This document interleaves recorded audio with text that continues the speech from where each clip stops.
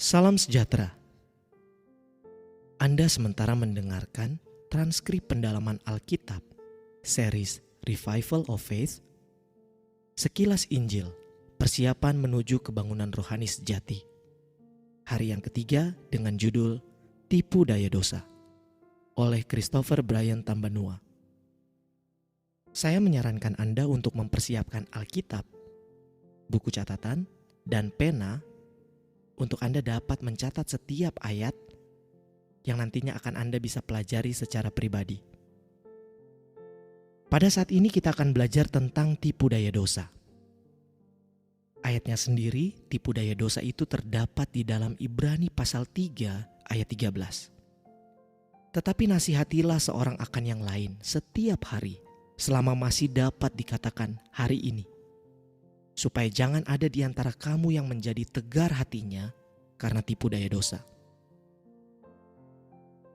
Rasul Paulus di dalam buku Ibrani, kita tahu bahwa Rasul Paulus yang menulis buku Ibrani karena roh nubuat yang mengatakan bahwa orang-orang setiap hari harus dinasihati agar tidak jatuh dalam tipu daya dosa.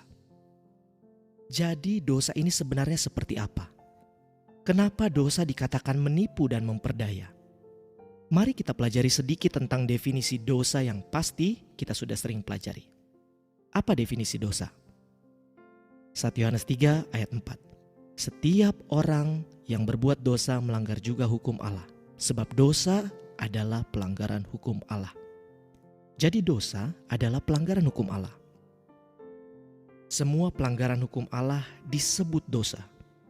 Tetapi seringkali karena kita hanya melihat ayat ini secara dangkal, sehingga kita akan menganggap, oh saya tidak terlalu berdosalah, karena gak banyak pelanggaran hukum Allah yang saya langgar. Hari Sabat saya ke gereja, saya tidak berzina, saya tidak mencuri dan membunuh. 10 hukum apa sih yang saya langgar? Seringkali ayat ini menjadi batu sandungan bagi mereka yang tidak mau ditegur oleh firman Tuhan. Oleh karena itu, mari kita perjelas definisi dosa dengan referensi-referensi ayat Alkitab lainnya. Referensi yang kedua tentang definisi dosa. Yakobus 4 ayat 17. Jadi jika seorang tahu bagaimana ia harus berbuat baik, tapi dia tidak melakukannya, dia berdosa. Dan ayat ini level kekuatannya setara dengan 1 Yohanes 3 ayat 4 yang tadi. Seringkali kita menganggap bahwa 1 Yohanes 3 ayat 4 itulah definisi dosa. Benar, itu definisi dosa. Tapi Yakobus 4 ayat 17 juga memberikan definisi dosa. Bukan cuma pelanggaran terhadap hukum yang Yakobus tuliskan. Bukan hanya sekedar pelanggaran hukum tertulis saja. Tapi dia mengatakan, jika seorang tahu bagaimana dia harus berbuat baik, tapi tidak melakukannya, dia berdosa. Kalau masih ingat cerita tentang orang muda yang kaya yang datang kepada Yesus dan bertanya, "Guru yang baik, perbuatan baik apa yang harus saya lakukan untuk saya masuk kerajaan surga?" Yesus menjawab, "Turuti perintah Tuhan, hukum." Itu adalah definisi dari 1 Yohanes 3 ayat 4 yang tadi, bahwa supaya kamu tidak dibilang berbuat dosa, ya jangan langgar hukum. Kemudian apa yang dikatakan oleh orang muda yang kaya? Dengan bangganya berkata, "Oh, kalau begitu saya tidak pernah berbuat dosa. Semuanya itu sudah saya turuti. Bahkan sejak kecil saya sudah turuti semuanya itu." Kemudian Yesus bilang lagi, "Kalau kamu mau jadi sempurna, ambil semua hartamu, jual, bagikan ke orang miskin, dan ikutlah aku." Yang Yesus bagikan selanjutnya adalah Yakobus 4 ayat 17. Jika seorang tahu bagaimana ia harus berbuat baik, tapi tidak melakukannya, dia berdosa. Karena pada zaman Yesus ada begitu banyak orang miskin. Kenapa dia masih bisa mengumpulkan begitu banyak harta, sedangkan saudara-saudaranya di sekitarnya banyak yang berkekurangan? Dan ternyata di tes yang kedua dia gagal. Bukannya bertobat, justru dia lari dari Yesus. Sayang sekali, sayang sekali. Jadi Yakobus 4 ayat 17 dengan standarnya memberikan kita pemahaman yang lebih luas tentang makna dosa. Bahwa dosa bukan hanya sekedar pelanggaran hukum tertulis dari 10 hukum, yang sebenarnya lisan juga. Yakobus 4 ayat 17 memberikan gambarannya yang lain bahwa jika seorang tahu bagaimana dia harus berbuat baik, tapi tidak melakukannya, dia berdosa. Setiap kali bawa ayat ini, saya selalu hubungkan dengan Ulangan 22. Mari kita buka Ulangan 22 ayat 1-4. Apabila engkau melihat bahwa lembu atau domba saudaramu tersesat, janganlah engkau pura-pura tidak tahu. Haruslah engkau benar-benar mengembalikannya kepada saudaramu itu. Dan apabila saudaramu itu tidak tinggal dekat denganmu dan engkau tidak mengenalnya, maka haruslah engkau membawa hewan itu ke dalam rumahmu, dan haruslah ia tinggal padamu sampai saudaramu itu datang mencarinya. Engkau harus mengembalikannya kepadanya. Demikianlah harus kau perbuat dengan keledainya. Demikian kau perbuat dengan pakaiannya. Demikian kau perbuat dengan setiap barang yang hilang dari saudaramu dan yang kau temui. Tidak boleh engkau pura-pura tidak tahu. Apabila engkau melihat keledai saudaramu atau lembunya rebah di jalan, janganlah engkau pura-pura tidak tahu. Engkau harus benar-benar menolong membangunkannya bersama-sama dengan saudaramu itu. Bayangkan, Israel kuno menuliskan hukum sipilnya dengan prinsip yang begitu luar biasa, bahwa setiap umat, setiap warga negara, mereka haruslah memiliki kualitas yang suka untuk membantu. Bukan orang-orang yang pura-pura tidak tahu, tapi orang-orang yang punya empati, orang-orang yang punya inisiatif, orang-orang yang murah hati dan baik hati. Jangan engkau pura-pura tidak tahu. Seringkali hal-hal kecil kita jatuh. Contoh, misalkan mau isi ujian atau mau tulis formulir, tapi tidak ada pulpen, lalu cari pinjam ke orang di sebelah. Pinjam pulpen, habis itu sudah tidak dikembalikan. Dikatakan jangan pura-pura tidak tahu, karena itu semua juga dianggap dosa. Masih banyak hal yang lain. Silakan masing-masing menjelaskan tentang pura-pura tidak tahu itu seperti apa. Dan mungkin kita masing-masing punya pengalaman sendiri tentang bagaimana kita berpura-pura tidak tahu akan kebutuhan orang lain. Contoh yang lain, ketika di asrama, biasanya tengah hari tiba-tiba hujan dan teman-teman asrama yang menjemur baju, jikalau dia mungkin masih ada kelas, ya harus rela angkat juga jemuran bajunya supaya tidak kehujanan. Kalau bangsa Israel yang tinggal di asrama waktu itu, maka orang yang keluar tidak akan takut bajunya kehujanan atau lain sebagainya. Ya, tentang dosa, kurang lebih seperti itu. Yesus lebih memperbesar lagi, lebih memperluas lagi makna dari pelanggaran hukum, yaitu itu bukan hanya sekedar pelanggaran secara lahiriah, tapi itu juga pelanggaran secara batiniah. Kalau banyak orang berpikir bahwa membunuh itu membunuh orang pakai pisau, maka Yesus katakan, tidak, membunuh bukan hanya itu. Ketika kamu membenci saudaramu dalam hatimu, engkau sedang membunuh dia di dalam hatimu. Begitu juga dengan berzina, sama dengan mencuri, dan selanjutnya. Roma juga memberikan gambaran yang lebih luas tentang dosa. Roma pasal 1 ayat yang ke-32. Sebab walaupun mereka mengetahui tuntutan-tuntutan hukum Allah, yaitu bahwa setiap orang yang melakukan hal-hal demikian patut dihukum mati, mereka bukan saja melakukannya sendiri, tetapi mereka juga setuju dengan mereka yang melakukannya. Jadi yang diperhitungkan dosa itu bukan hanya yang melakukan, tetapi yang setuju terhadap perlakuan tersebut, itu juga dianggap melakukan. Dan kalau kita baca versi bahasa Inggris King James, bukan cuma setuju, dia senang bahwa itu dilakukan. Bila kita senang ada dosa yang dilakukan, maka kita dianggap sedang melakukan hal yang sama. Ayat ini pernah membingungkan saya. Kenapa saya bingung? Kebingungannya adalah seperti ini. Kita tahu membunuh itu adalah dosa. Jikalau ada adegan membunuh dalam film, kita tahu itu bukan pembunuhan yang terjadi sungguhan, tapi kita menikmati adegan-adegan pembunuhan tersebut. Bukankah itu menyatakan bahwa kita terhibur dengan pembunuhan? Bukankah itu menggambarkan bahwa kita senang? Kita menjadi begitu excited dan bilang, bunuh lebih banyak, bunuh lebih banyak. Itu sangat berbahaya sekali dengan pertumbuhan dari Roh Kristus, di mana Roh Kristus mengajarkan kelemah lembutan, Roh Kristus mengajarkan tentang kesabaran. Tetapi ketika kita nonton film action, drama-drama, bukan hanya pembunuhan saja, ya, tapi ada juga perzinahan, pencurian. Kita terkagum dengan teknik mencurinya dan lain sebagainya. Dan kita terhibur, kita senang dan menikmati adegan-adegan tersebut. Patut dipertanyakan, roh apa yang sebenarnya sudah menguasai kita, sehingga kita begitu nikmat melihat adegan-adegan tersebut. Tadi kita sudah belajar definisi-definisi dosa, bahwa kita berdosa karena apa yang kita lakukan, ya kan? Kita berbuat sesuatu sehingga kita berdosa. Di Yakobus kita dapati kita juga bisa berdosa karena sesuatu yang tidak kita lakukan. Kita tahu berbuat baik tapi tidak lakukan, kita berdosa. Ajaran Yesus dan kitab Roma 1 tadi, kita dapati juga bahwa dosa bukan hanya sekedar apa yang dilakukan atau apa yang kita tidak lakukan, tapi itu juga tentang motif hati. Itu juga tentang apa yang ada dalam isi hati kita. Sesuatu yang terpikirkan, yang jahat, yang bukan kasih, itu juga adalah dosa.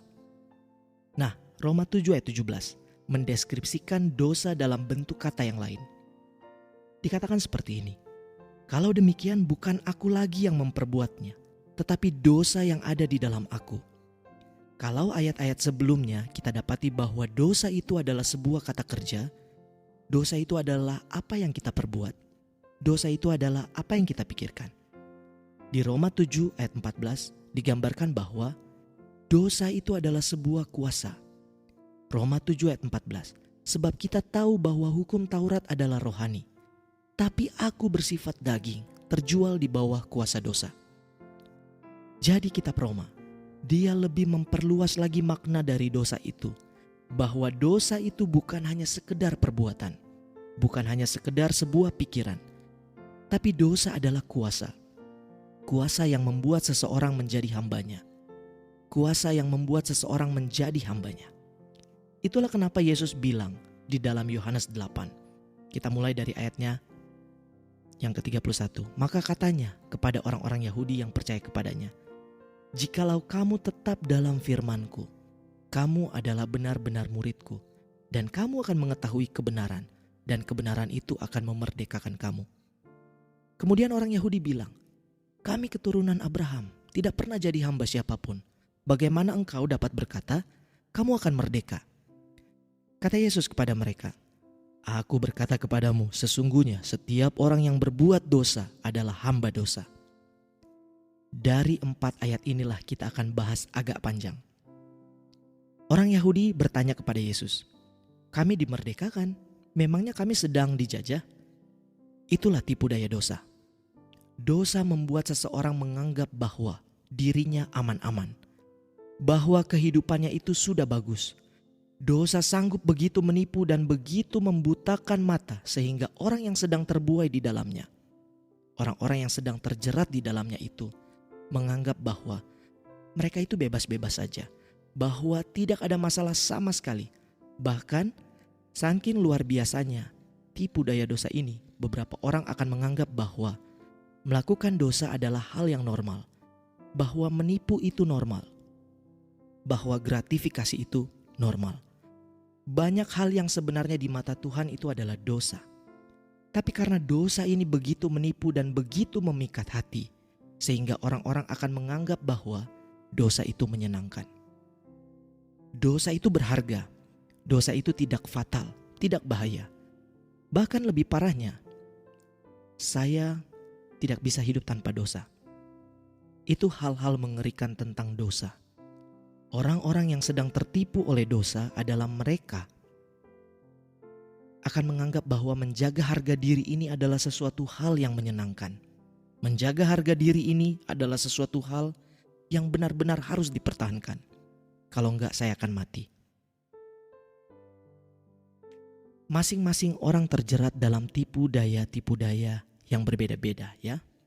Ada juga yang terperdaya dengan cara begini. Contoh, dia tahu bahwa nonton film porno itu ternyata dosa. Oh gampang, dengan semua kemampuan saya bisa menguasai diri saya dengan semua kekuatan diri saya. Kekuatan daging saya, pasti saya bisa untuk tidak nonton film porno lagi. Sehingga dengan mudahnya dia akan membuat komitmen. Tuhan, mulai tahun ini saya gak akan nonton film porno lagi. Berapa dari kita yang sering buat resolusi tahun baru dan berapa persen dari kita yang melanggarnya sendiri? Dan itulah kenyataannya, bahwa komitmen kita menurut kebahagiaan sejati adalah tali pasir. Sesuatu yang tidak bisa dipegang. Hilang lenyap seperti angin, langsung hilang lenyap. Ada juga yang terperdaya dengan cara begini. Firman ini masuk akal, ini saya bisa ikutin. Tapi firman yang ini kayaknya ini enggak masuk akal. Pasti ada tafsiran yang berbeda. Pasti ada tafsiran yang lain. Jadi dia coba cari cara untuk cari tafsiran-tafsiran yang lain untuk bisa membungkam makna yang sejati dari ayat tersebut dan terbebas dari tuntutan ayat tersebut. Ada juga yang seperti itu. Saya jadi teringat satu ayat.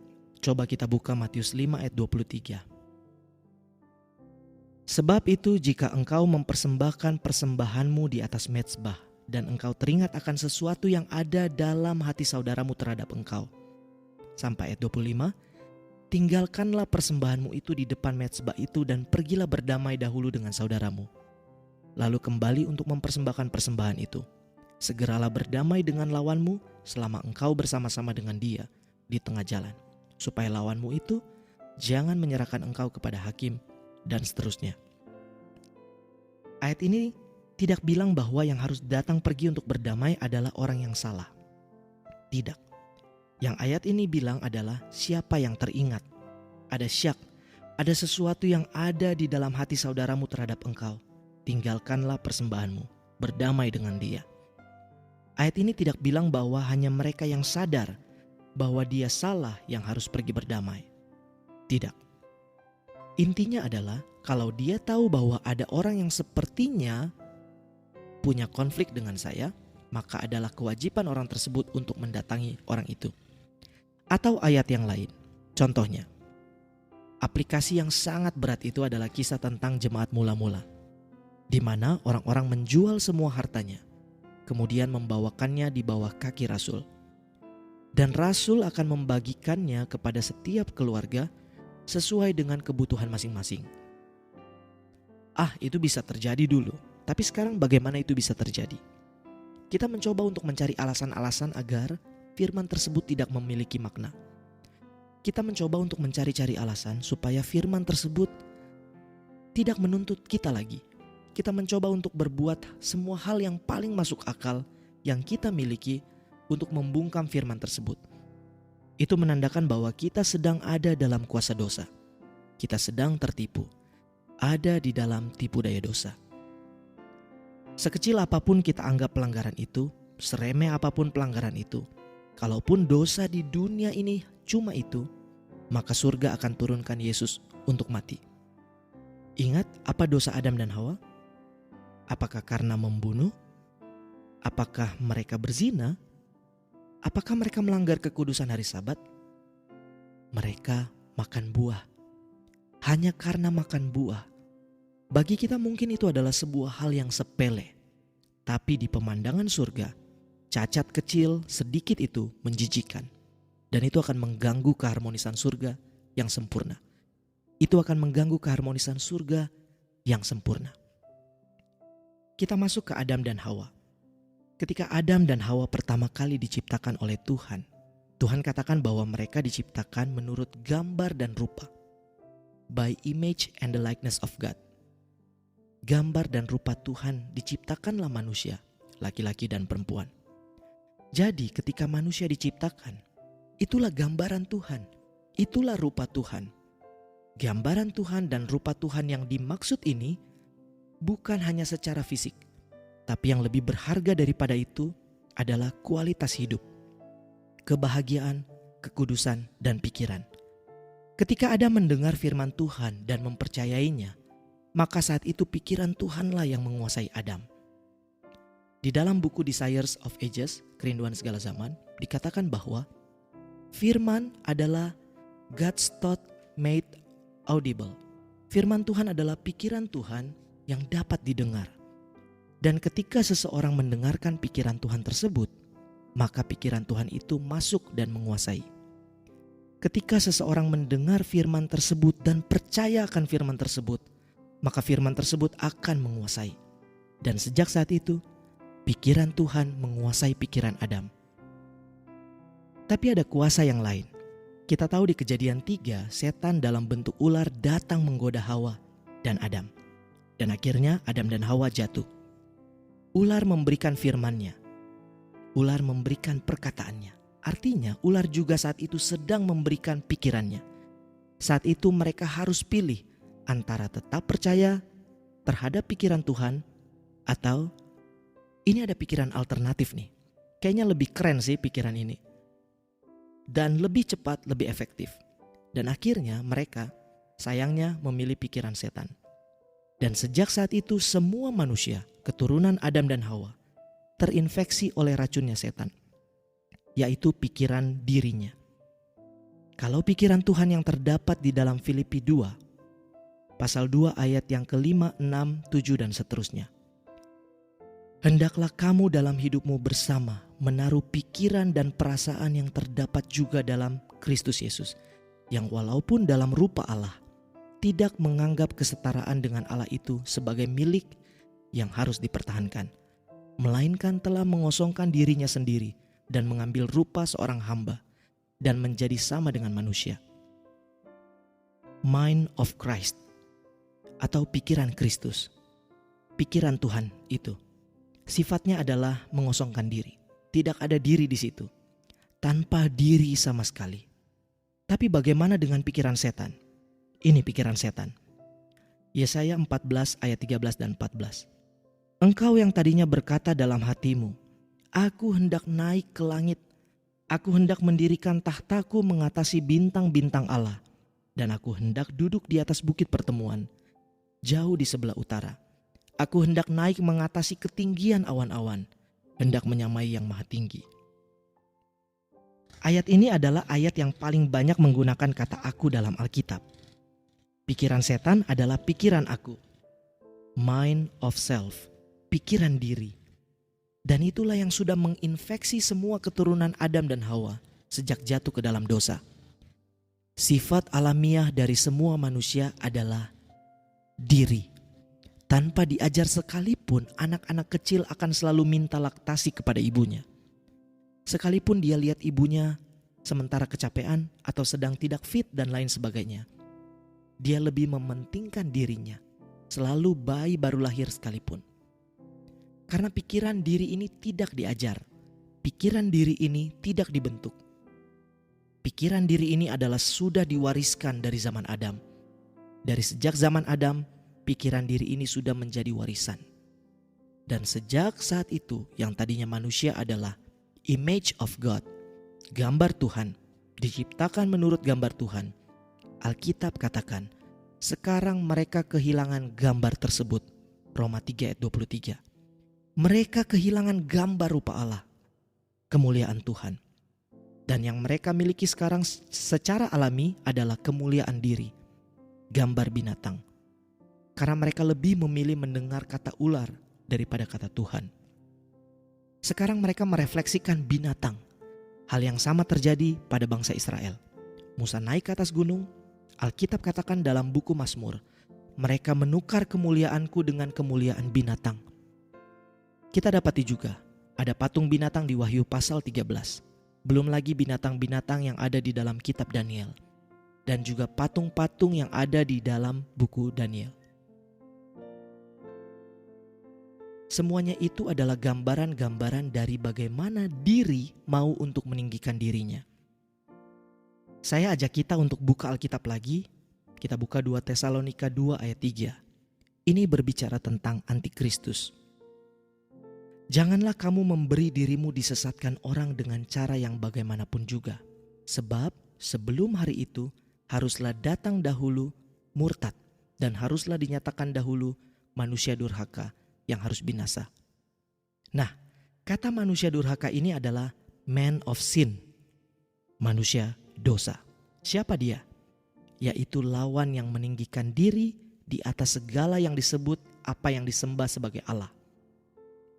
Antikristus juga adalah digambarkan sebagai lawan yang meninggikan diri. Jadi, roh dari setan, pikiran diri ini sudah sangat mewabah di dunia ini. Kalau selama ini kita pikir bahwa antikristus itu ada di benua seberang sana, bahwa itu adalah sistem agama di sana, ya, itu antikristus. Tapi Martin Luther pernah mengatakan, saya tidak pernah takut dengan paus dan kardinal-kardinalnya. Saya lebih takut dengan paus di dalam saya. The great Pope in me. Paus agung di dalam saya. Diri. Kepausan adalah diri yang menjadi lembaga. Semua pengikut-pengikutnya adalah orang-orang yang membiasakan dan memupuk roh meninggikan diri. Yang memupuk roh selamat menggunakan usaha diri. Yang memupuk roh untuk melakukan pekerjaan Tuhan dengan perbuatan daging, dengan perbuatan diri. Dan nanti ketika kekuasaan mereka benar-benar dipulihkan dalam keadaannya yang penuh, maka orang-orang yang sudah terbiasa dengan menggunakan pikiran diri ini, orang-orang yang sudah terbiasa menafsirkan ayat Alkitab menggunakan cara pandang egonya ini, akan menganggap bahwa antikristus itu adalah Tuhan. Dialah master kita, karena rohnya sama. Diri inilah yang selama ini menipu kita. Kita tertipu oleh yang namanya diri, yang selama ini kita coba untuk lindungi, yang selama ini kita sangat jaga, yang seringkali di dalam tahta bait suci tubuh kita, dia berdampingan dengan Yesus. Kadang-kadang justru dia lebih daripada Yesus. Dan itulah kenapa Yesus datang. Yohanes 8 ayat 32. Dan kamu akan mengetahui kebenaran, dan kebenaran itu akan memerdekakan kamu. Kebenaran itu akan melepaskan kamu dari kuasa yang namanya diri. Kebenaran itu akan membuat kamu mati diri. Kebenaran itu akan membuat kamu benar-benar merdeka. Kalau selama ini apa yang kita yakini adalah kebenaran, tapi ternyata sampai saat ini kita masih melakukan dosa yang kita sengaja, yang kita tahu itu dosa dan sengaja melakukannya, berarti kebenaran itu bukan kebenaran. Berarti kebenaran itu bukan kebenaran. Kebenaran yang asli adalah kebenaran yang punya kuasa untuk memerdekakan. Kebenaran yang punya kuasa untuk membuat seseorang stop melakukan dosa. Stop melakukan dosa yang disengaja. Kenapa saya bilang stop melakukan dosa yang disengaja? Karena ada ayatnya, Ibrani 10 ayat 26. Sebab jika kita sengaja berbuat dosa sesudah memperoleh pengetahuan tentang kebenaran, maka tidak ada lagi korban untuk menghapus dosa itu. Kalau kita sudah tahu kebenaran ini yang dapat memerdekakan itu, kemudian kita terjerumus dengan sengaja melakukan dosa, maka sudah tidak ada korban lagi. Mari kita berdoa sama-sama agar kita dimerdekakan, agar kebenaran Tuhan yang akan kita pelajari besok dan lusa, kita akan banyak belajar tentang kebenaran yang membuat orang tidak melakukan dosa lagi dengan sengaja. Oh, bagaimana dengan dosa yang tidak disengaja? Tenang, kita akan bahas juga itu. Setidaknya pada hari ini kita sudah dapat kesimpulan bahwa esensi dari dosa bukanlah kata kerja, bukanlah perbuatan. Itu bukan cuma pikiran. Tapi esensi dari dosa itu adalah sebuah kuasa. Kuasa yang disebut diri. Sebuah Tuhan yang begitu banyak disembah oleh banyak orang di dunia ini. Padahal Tuhan itu adalah Tuhan yang kejam. Tuhan yang tidak pernah akan memberikan sukacita dan damai sejahtera. Karena selama kita menjaga diri kita, selama kita mencoba untuk melindungi diri kita, selama itu rasa sakit akan selalu terjadi. Relakanlah hatimu sebagaimana khotbah Rasul Petrus. Relakanlah dirimu dan berilah dibaptis. Berilah dirimu untuk ikut mati bersama dengan Yesus. Terakhir, kita kembali ke ayat pertama kita, Ibrani pasal 3. Tetapi nasihatilah seorang akan yang lain setiap hari selama masih bisa dikatakan hari ini, supaya jangan ada di antara kamu yang menjadi tegar hatinya karena tipu daya dosa. Jadi kapan seharusnya pertobatan itu terjadi? Kapan seharusnya pertobatan itu terjadi? Ibrani 3 mengatakan itu harus terjadi hari ini. Beberapa orang akan berpikir, wah, paling enak itu adalah orang yang di sebelah Yesus. Dia ketemu Yesus langsung dijamin masuk surga. Kalau kita susah, kita harus hidup bertahun-tahun lamanya dan kita perlu bergumul. Nah, itu cara berpikir yang keliru. Kenapa?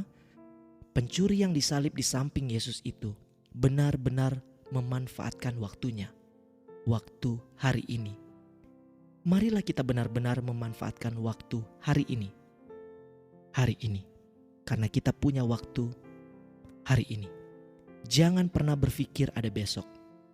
Untuk masalah menyelesaikan dosa, jangan pikir besok. Waktunya adalah hari ini. Cuma hari ini. Itulah kenapa disebut pekabaran masa kini. Present truth. Present bukan future. Bukan past, tapi present saat ini. Hari ini. Itu harus terjadi hari ini. Hari ini. Kiranya hari ini kita bisa melihat Yesus. Kita bisa terpesona dengan Dia. Tuhan memberkati.